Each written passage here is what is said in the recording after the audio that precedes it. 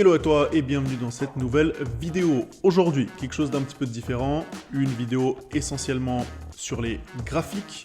Je vais te montrer ma façon de travailler, mes rituels en tant que trader. Ça va te permettre de voir comment je procède, comment j'analyse les marchés, à quoi je fais attention.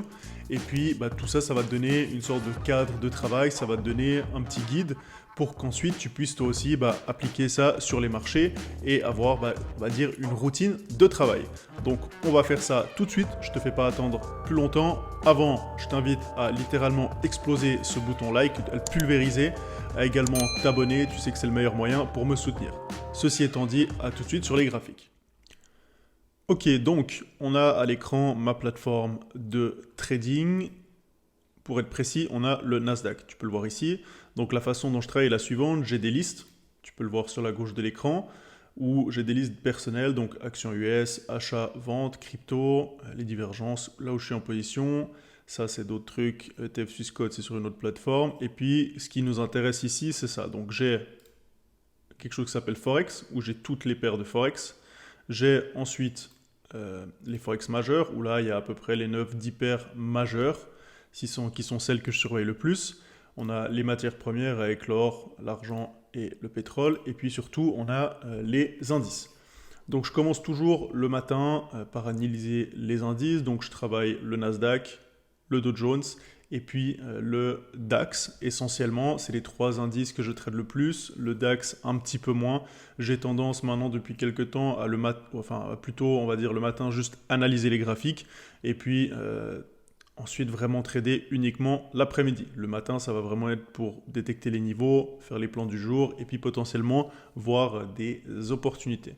Donc, ce que je fais, c'est que, alors, le lundi, là on n'est pas lundi, on est mardi en l'occurrence, mais le lundi, je regarde toujours la bougie hebdomadaire de la semaine précédente. Ça me donne un petit peu une idée de ce qui s'est passé. Donc là, on voit une sorte de marteau, mais bon, c'est pas trop relatif parce que c'est pas trop cohérent, parce qu'on est en achat à court terme, on va dire, on est plutôt haussier. Là, on voit qu'on a une petite impulsion dans ce sens. Donc bref, on va passer sur du journalier. Donc là, je vais prendre un peu de hauteur. On voit clairement que le Nasdaq, il est en phase baissière. On fait des plus hauts et des plus bas, de toujours plus bas. On peut noter quelques niveaux. On a par exemple ici, qui est un dernier plus haut. On voit qu'on a baissé et à court terme, on est haussier. On voit que les moyennes mobiles ont recroisé à la hausse.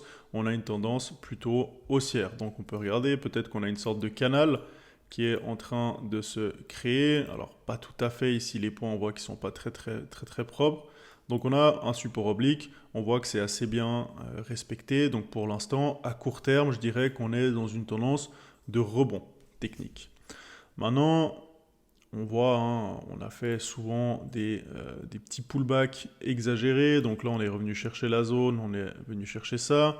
Ensuite, on a cassé les plus hauts, on est venu les rechercher. On les a un peu exagérés, mais on est reparti. Et là, hier, on a recassé les plus hauts. Donc on est clairement dans un flux, on va dire à court terme, je l'ai dit, haussier. Donc mon idée, ce serait plutôt d'acheter les marchés, soit sur une cassure de plus haut, soit attendre un petit repli.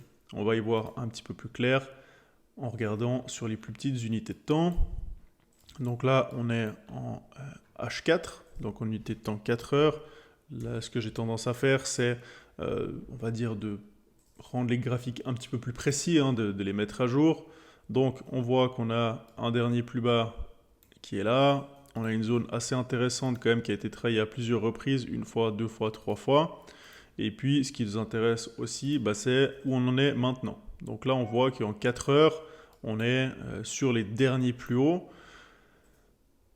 Donc on a touché une fois, deux fois. Donc là, on est bloqué sur les hauts. On est juste sous le niveau des 13 500, qui est quand même un niveau, un chiffre rond qui peut être assez important. En plus, le contexte fait que demain, on a les chiffres de la Fed qui vont sortir. Donc le marché est assez mou, il n'y a pas beaucoup de volatilité. Donc là, concrètement, ce que je vais plutôt chercher à faire, c'est encore descendre d'unité de temps en une heure. Et puis là, on a vraiment the big picture, comme on dit, on a tout le détail. Donc là, de nouveau, j'affine un petit peu. Donc concrètement, les zones que je peux repérer, on a une sorte de petite zone de polarité par ici, on a un plus haut, et puis là, on touche au niveau du support.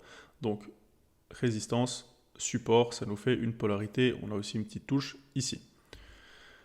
Ensuite, est-ce qu'on a des figures, on a quelque chose? Alors on peut essayer de tracer des choses, hein. Il faut tenter, il n'y a pas tout qui est juste, mais il faut essayer de faire des petites choses. Donc là, on peut voir une sorte de drapeau, par exemple sur le Nasdaq qui est en train de se former, hein. On a un mât, ensuite on est en train de descendre comme ça, donc on a un drapeau. Si on venait cet après-midi à casser par le haut, je pourrais potentiellement acheter sur pullback, donc on revienne tester la zone, même un peu exagéré par ici, et je pourrais chercher un achat, on va dire, dans cette zone, pour autant que j'ai un signal. Donc ça va être mon plan de l'après-midi, chercher à acheter cette zone si on la casse proprement et on fait un pullback.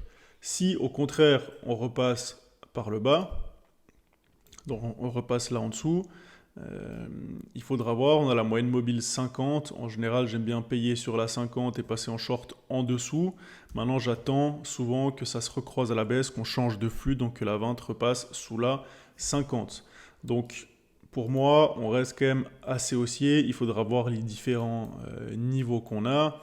On peut tracer un Fibonacci éventuellement depuis les plus bas, donc on voit qu'on a les 61,8 ici, on a les 50 qui sont là, bon.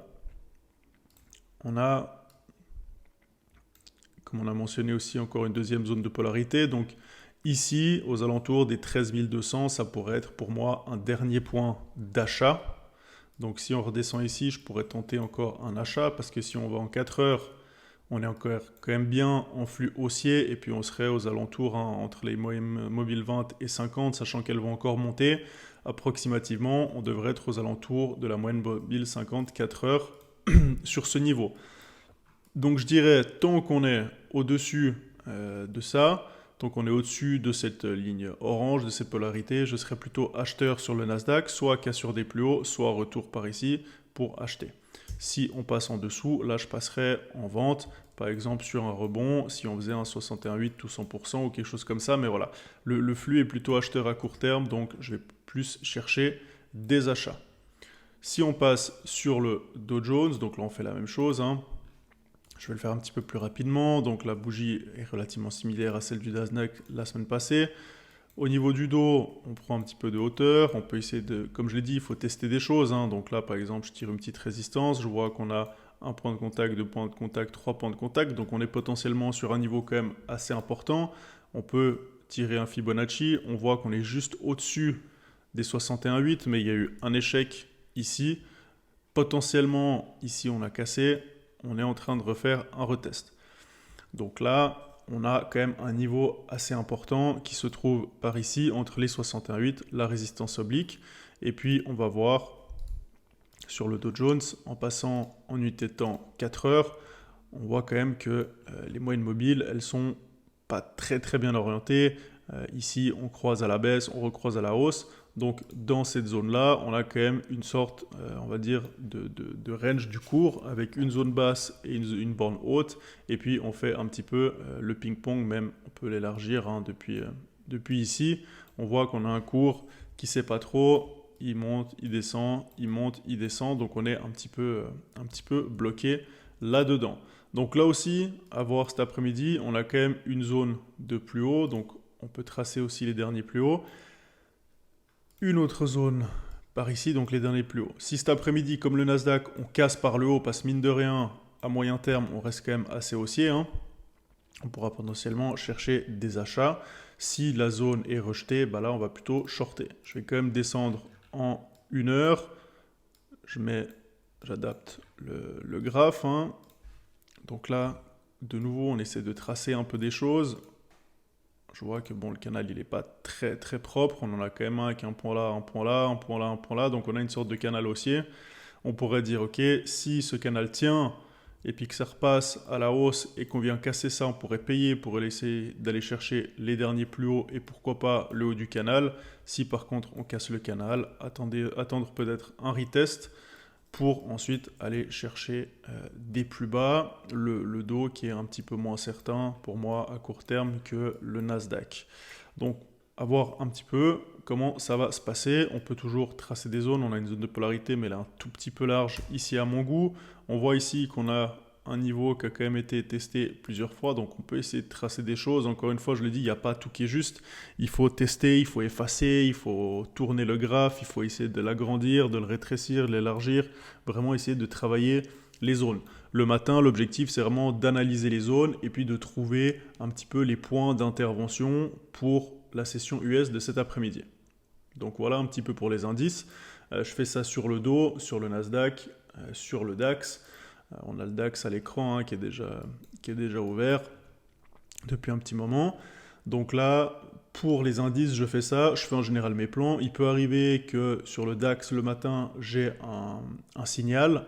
Dans ce cas-là, je peux le prendre le matin. Mais en règle générale, c'est plus focus sur les analyses. Une fois que j'ai fait les indices, je passe au Forex. Alors avant j'analysais tout, maintenant depuis quelques temps j'ai un petit peu restreint, je prends juste les paires majeures. Donc là de nouveau, le lundi ce que je fais une analyse globale. Donc je pars peut-être pas forcément du hebdomadaire mais du journalier. Et puis là je regarde un peu quelle est la tendance, quelles sont les zones. On peut voir là que je l'ai déjà fait, donc j'ai tracé un 68 ou 100%, j'ai mis une alarme.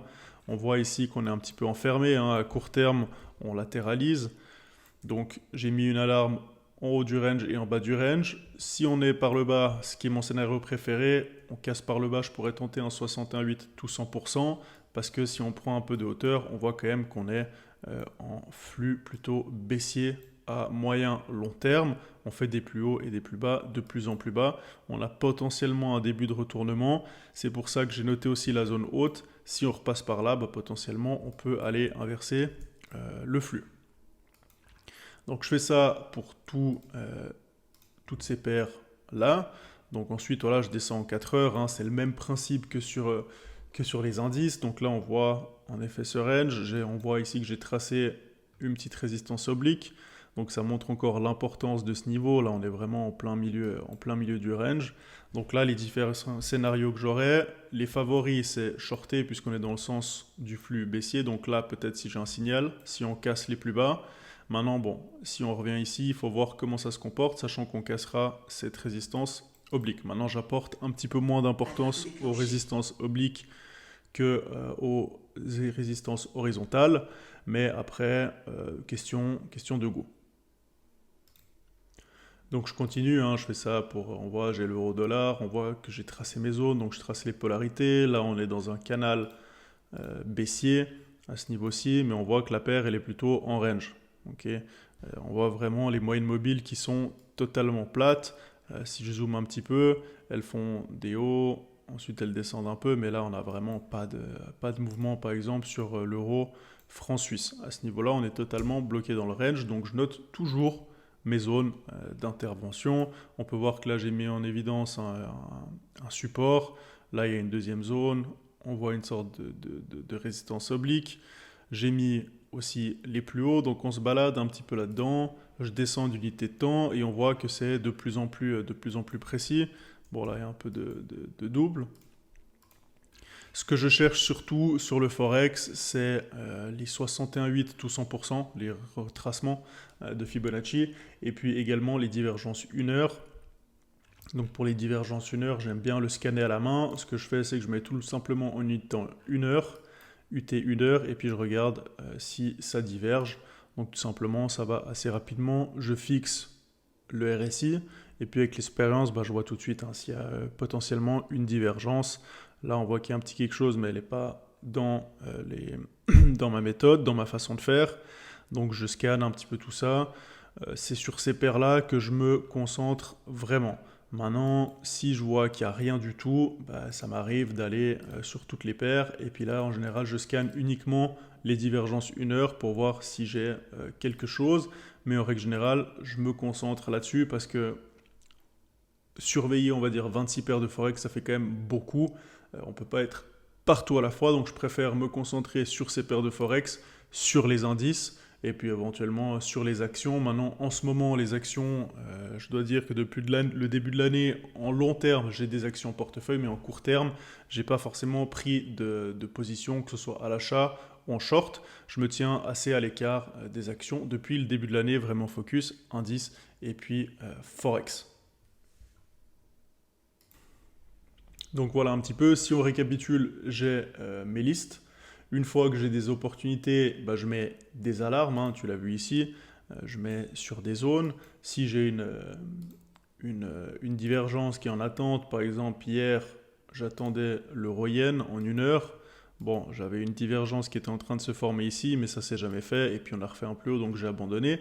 Mais voilà, si c'est le cas, bah, je mets une alarme en cas de validation de la divergence. Comme ça, je fais autre chose à côté. Je ne reste pas scotché tout le long sur mon graphique à regarder comme ça que le temps y passe. Ok, ça sert à rien. J'analyse d'autres choses, je fais d'autres trucs à côté. Donc, organisation par liste, c'est toujours bien. On va dire, je dirais être méthodique et puis avoir une structure de travail. Comme je dis, le matin, je fais mes analyses et puis l'après-midi, je travaille réellement les graphiques. Je ne fais pas tout en même temps, je ne suis pas toute la journée sur les graphes. Le matin, ça me prend à peu près 30-45 minutes. Alors maintenant, ça va vite, hein, mais avant, ça me prenait un peu plus long. Donc j'ai à peu près, on va dire grosso modo, 1 heure d'analyse le matin. Et puis ensuite, c'est l'après-midi, la session US. Donc je suis devant les écrans réellement 4 à 5 heures par jour maximum. Le reste du temps, je fais autre chose. Je travaille avec les élèves, je mets à jour les formations, je me forme moi de mon côté sur d'autres thèmes, je m'intéresse à des choses, ou bref, je fais d'autres activités hors, on va dire, graphique et trading. Ça sert à rien d'être toute la journée sur les graphiques. Donc voilà un peu la façon dont je travaille. Je t'invite toi aussi à avoir un cadre. De cadrer la façon dont tu trades, d'analyser les marchés, d'organiser par liste, d'avoir toujours, on va dire, tes petits rituels. Tu commences par les indices ou par le forex si tu fais que du forex, et puis toujours analyser de la même manière. Je descends toujours des unités plus hautes pour aller vers les plus basses. Ensuite, je trace les zones, et puis une fois que mes zones sont tracées, je mets éventuellement des alarmes sur les points d'intervention, et ensuite pour terminer, je regarde, quand ça arrive sur ces points d'intervention, est-ce que j'ai un signal? Est-ce que j'ai une divergence? Est-ce que j'ai une bulle? Est-ce que j'ai une figure qui se forme? Est-ce que j'ai une fausse cassure, un avalement, un signal bougie? Bref, tu as compris. Donc, analyse en gros. Ensuite, de plus en plus, on va en détail pour arriver à former un plan de trading sur la journée, sur chaque actif. Ok, donc c'est déjà la fin de cette vidéo. J'espère que ça t'a plu, que c'était compréhensible, pas trop brouillon. Désolé aussi, il y a eu des petits bruits. Par exemple, à un moment, il y a une alarme qui s'est déclenchée sur un de mes niveaux. C'est les aléas du direct, hein, ça arrive, j'ai les plateformes ouvertes. Donc c'est sûr que parfois, ça peut sonner. J'espère en tout cas que ça t'a plu, que tu as appris quelque chose. Si c'est le cas, abonne-toi à la chaîne. Active la cloche pour ne pas rater les prochaines vidéos, mets un like, ça aide à donner de la visibilité à la chaîne, mais ça, tu le sais déjà, hein, je ne vais pas te refaire l'histoire encore et encore, je pense que tu commences à connaître. Et puis, comme d'habitude, merci beaucoup d'avoir regardé la vidéo. Si tu as des questions, je suis à disposition. Et puis, je te dis à la semaine prochaine. Ciao!